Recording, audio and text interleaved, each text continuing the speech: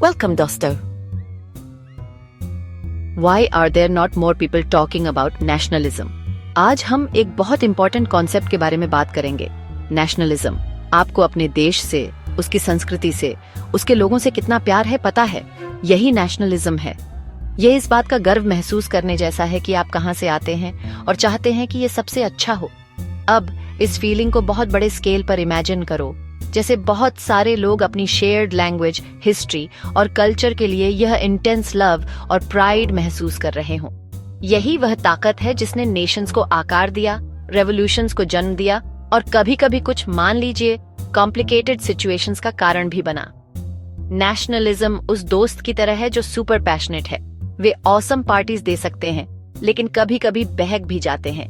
ये लोगों को एकजुट कर सकता है और अद्भुत बदलाव ला सकता है, लेकिन अगर इसे कंट्रोल में न रखा जाए तो यह कॉन्फ्लिक्ट्स का कारण भी बन सकता है।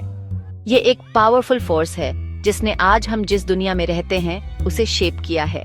तो तैयार हो जाइए, क्योंकि हम हिस्ट्री के एक वाइल्ड राइड पर जाने वाले हैं, यह देखने के लिए कि यह सब कैसे हुआ। चलिए 1700s के अंत में चलते हैं फ्रांस। लोग ऐसे राजाओं और रानियों से तंग आ चुके थे जो उनकी परवाह नहीं करते थे। वे कहते थे, अरे चीजें कैसे चलती हैं, इसमें हमारी भी राय होनी चाहिए। बूम, 1789 में फ्रेंच रेवोल्यूशन शुरू हो गया।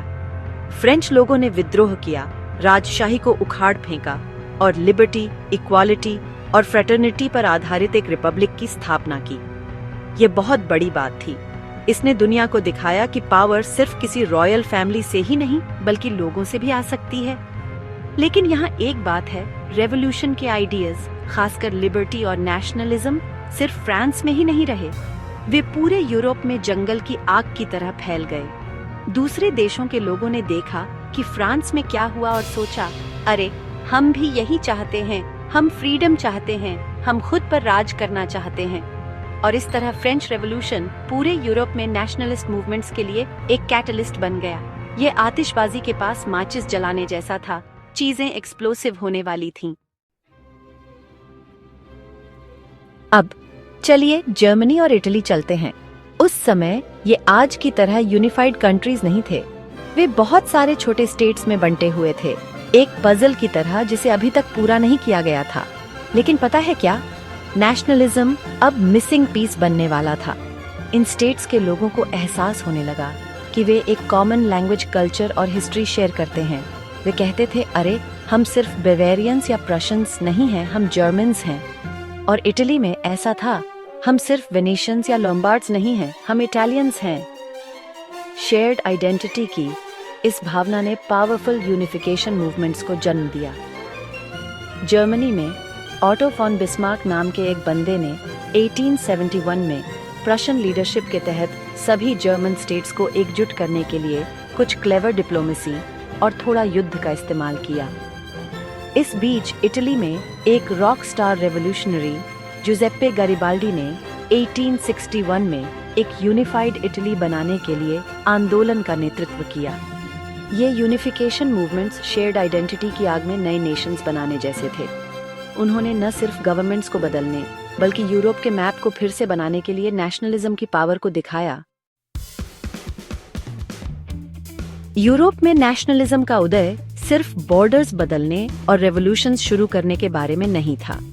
इसका पूरी दुनिया पर बहुत बड़ा प्रभाव पड़ा और आज भी यह हमारे जीने के तरीके को प्रभावित करता है। इसके बारे में सोचो, ये विचार कि लोगों को खुद पर राज करना चाहिए, कि नेशंस शेयर्ड आइडेंटिटी पर आधारित होने चाहिए। ये आइडियाज आज भी कई देशों के काम करने के तरीके के केंद्र में हैं। बेशक नेशनलिज्म के अपने डाउनसाइड्स भी थे, कभी कभी नेशंस के बीच भयंकर राइवलरीज पैदा करना और यहाँ तक कि वर्ल्ड वॉर 1 जैसे बड़े युद्धों के फैलने में भी योगदान देना। लेकिन इसकी कॉम्प्लेक्सिटीज के बावजूद इस बात से इनकार नहीं किया जा सकता है कि मॉडर्न वर्ल्ड को आकार देने में नेशनलिज्म एक प्रमुख ड्राइविंग फोर्स था। इसने आज हम जिन नेशन स्टेट्स को जानते हैं उन्हें बनाने में मदद की, इंटरनेशनल रिलेशंस को आकार दिया और ग्लोबल पॉलिटिक्स में एक पावरफुल फोर्स बना हुआ है। तो अगली बार जब आप नेशनलिज्म के बारे में सुने, याद रखें कि यह सिर्फ एक हिस्ट्री लेसन नहीं है, ये एक ऐसी ताकत है जो आज भी हमारी दुनिया को आकार दे रही है।